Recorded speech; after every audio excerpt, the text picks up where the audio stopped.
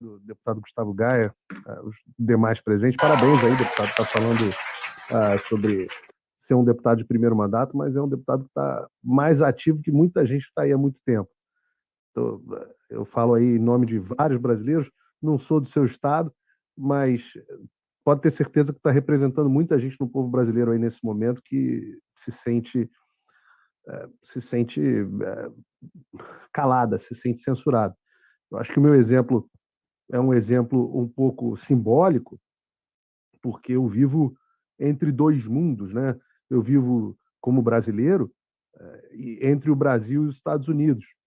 E os Estados Unidos são o berço do que nós entendemos hoje como liberdade de expressão.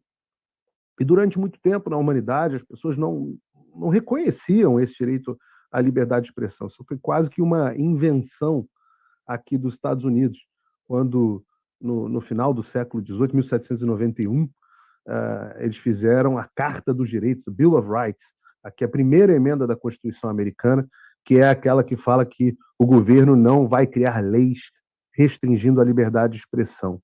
Né? O governo não vai criar leis restringindo a liberdade de expressão. O texto ainda, para ser mais preciso, fala o Congresso não vai criar leis, porque naquela época só o Congresso criava leis, mas o espírito era dizer que o governo não vai criar nenhuma lei restringindo a liberdade de expressão. Foi a primeira coisa que eles acharam que valia a pena adicionar à Constituição americana. E daí você tem que pensar e falar assim, poxa, é diferente do texto da Constituição brasileira, né? A Constituição brasileira fala no seu artigo 5º que todos têm o direito à liberdade de expressão. E a Constituição americana fala que o governo não vai violar o direito das pessoas, não vai criar leis restringindo a liberdade de expressão. E por trás dessa história existem duas visões um pouco distintas sobre a liberdade de expressão. Reparem, a Constituição americana ela é feita de uma forma onde os direitos eles são dados a você pelo seu criador. Os direitos não vêm do governo. Não é o Alexandre de Moraes que me dá o direito à liberdade de expressão. Não foi o Constituinte de 88 que me deu o direito à liberdade de expressão. Como eu fui criado à imagem e semelhança do meu Criador, eu nasci com certos direitos inalienáveis. Isso está escrito expressamente na Declaração de Independência dos Estados Unidos. Então não precisa o governo me dizer na Constituição que eu tenho direito à liberdade de expressão. Esse direito é dado por Deus. E por ser um direito dado por Deus, não existe a menor possibilidade de tirano algum me calar, exceto com um tiro na minha nuca. Pode caçar meu passaporte, pode me multar, pode fazer o que tiver que fazer, para me calar só com um tiro na nuca. Tem que fazer do jeito... A ideologia é a mesma do Partido Comunista Chinês, é a mesma da União Soviética, é a mesma do Fidel Castro, é a mesma ideia. Se quiser implementar a ideia, não vai ser com censura nas redes sociais, não vai ser caçando passaporte, porque eu vou continuar falando. Porque eu entendo que esse direito vem de Deus.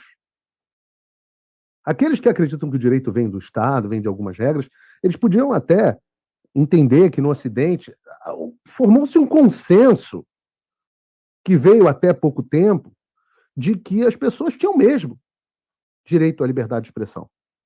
Né? Logo após a Segunda Guerra Mundial, quando os últimos dessa laia tiveram alguma força no mundo, né? Logo depois da Segunda Guerra Mundial, quando esses verdadeiros fascistas tiveram no poder, fizeram, as Nações Unidas fez a tal da Carta, Declaração Universal dos Direitos Humanos das Nações Unidas, 1948. E aí está lá. Né? Todo indivíduo tem o direito à liberdade de opinião e de expressão. Esse direito inclui a liberdade de, sem interferência, ter opiniões, de procurar e receber e transmitir informações e ideias através de quaisquer meios, independente de fronteiras. Então, aqui de onde eu estou, nos Estados Unidos, ainda protegido pela primeira emenda, protegido pela Carta, pela Declaração de Direitos Humanos das Nações Unidas, vou continuar transmitindo informações e ideias através de quaisquer meios, independente das fronteiras. Quem não gostou, manda me prender, manda dar tiro na minha nuca, manda fazer o que tiver que fazer.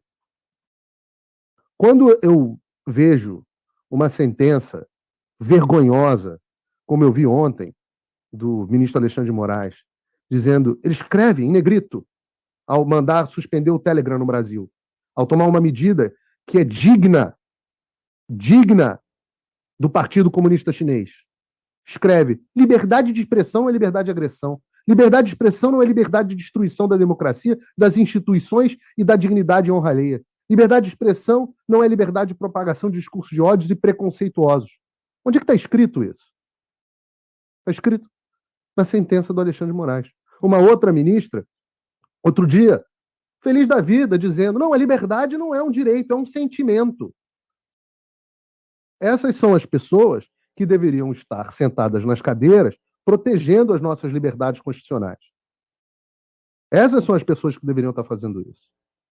Agora, a gente precisa entender que em algum momento a coisa começou a mudar no mundo. Em algum momento esse consenso de que os seres humanos eram livres e deveriam expressar suas opiniões livremente, que vem pelo menos depois da segunda metade do século XX, mas nos Estados Unidos no final do século XVIII, esse sentimento que contaminou o Ocidente, recentemente, um outro sentimento começou a contaminar o Ocidente, que era o de que, opa, talvez nós tenhamos alguma oportunidade de calar os nossos opositores.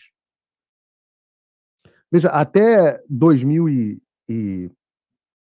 eu vou traçar aqui 2016, e vou dizer mais precisamente em 2018, não existia essa ideia de discurso de ódio.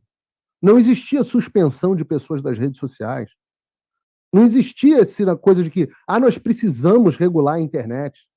Por que não existia? Porque a esquerda dominava. Em 2008, o próprio Barack Obama disse em 2014, numa entrevista na BBC, ele falou assim, o que fizemos em 2008 foi entender que as redes sociais são a nova praça pública.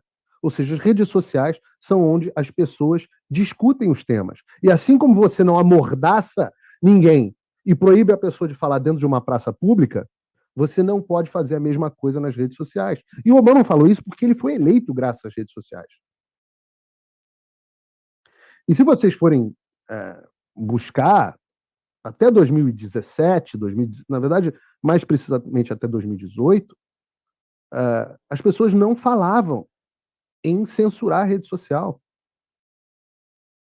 Você pega, mesmo no Brasil, né, o inquérito do fim do mundo, o inquérito das fake news, esse inquérito que aparentemente eu estou dentro, esse monstrengo jurídico, que eu volto a dizer é digno de uma ditadura distópica, esse inquérito é de março de 2019. Antes disso, não existia fake news no Brasil. Não existia no mundo. Não existia discurso de ódio, não existia bloqueio de rede social. Eu tive o trabalho de pesquisar para o livro que eu estou escrevendo todas as menções de políticos do Partido Democrata a respeito de censura nas redes sociais. Quando que eles começaram a defender isso? E eu digo para vocês, a primeira vez que isso apareceu foi depois de 17 de março de 2018, quando o New York Times publicou um artigo chamado Como os consultores do Trump se aproveitaram dos dados de milhões de pessoas. Né? O artigo é How Trump Consultants Exploited the Facebook Data of Millions. E o artigo descreveu como é que a Cambridge Analytica, né, conseguiu coletar informações de pessoas através das redes sociais, etc. E a matéria foi quase que imediatamente, quase que de forma coordenada, repercutida no The Guardian, CNN, BBC, NBC, The New York Post, Bloomberg, todo mundo replicou essa matéria. No mesmo mês, pesquisem, março de 2018, você começa a ter políticos do Partido Democrata defendendo a regulação das redes sociais, políticos no Brasil defendendo a regulação das redes sociais, políticos na Europa defendendo a regulação das redes sociais, quase que num passe de mágica. Não existe globalismo, não. Fica tranquilo que globalismo é invenção da direita maluca. Mas no Brasil, nos Estados Unidos, Europa, como que num passe de mágica, depois de uma matéria do New York Times, todo mundo começa a defender esse troço. O que estava acontecendo em 2018? Começou o perfil a temporada de suspensão de perfil na rede social. Todas as mídias, Facebook, esses hoje que ficam se vitimizando agora com o PL da censura, todos esses agora, eles passaram a implementar políticas de verificação de fatos, começaram eles a fazerem remoção de perfil, todos eles. O Facebook ainda tomou uma multa bilionária da FCC e começou a rapidamente, opa, o YouTube atualizou a sua política em 2018, o Facebook atualizou sua política em 2018, a Meta, né? Todos eles passaram a atualizar suas políticas, todos eles passaram a utilizar o tal dos verificadores de fatos. Verificador de fato, para quem não sabe, é um cartel de informação. International Fact-Checking Network. Tudo faz parte do Poynter Institute. Vocês vão pesquisar o que é isso? É uma rede que recebe doações de bilionários. Parece teoria da conspiração, né? Mas vocês vão lá olhar George Soros, Craig Newmark, Pierre Omidyar, esses caras todos bilionários. Bill Gates, esses todos bilionários fazem doações deduzidas dos impostos para essas fundações criarem um cartel de informações. Para quem não sabe o que é International Fact-Checking Network, procurem. Para quem não sabe o que é Trusted News Initiative, procurem.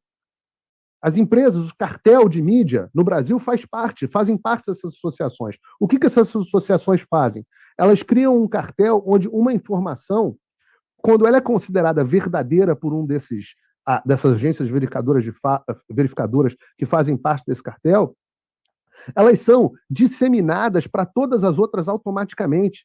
E quando uma informação falsa é sinalizada, ela é sinalizada por todas essas. E os algoritmos das redes sociais, hoje com o Twitter File nós sabemos disso, os algoritmos das redes sociais escondem o que está fora da narrativa oficial. Vocês sabem o que significa isso? Significa que o mundo tem verdadeiros donos da verdade. E que esses donos da verdade são meia dúzia ou uma dúzia de bilionários poderosos no exterior.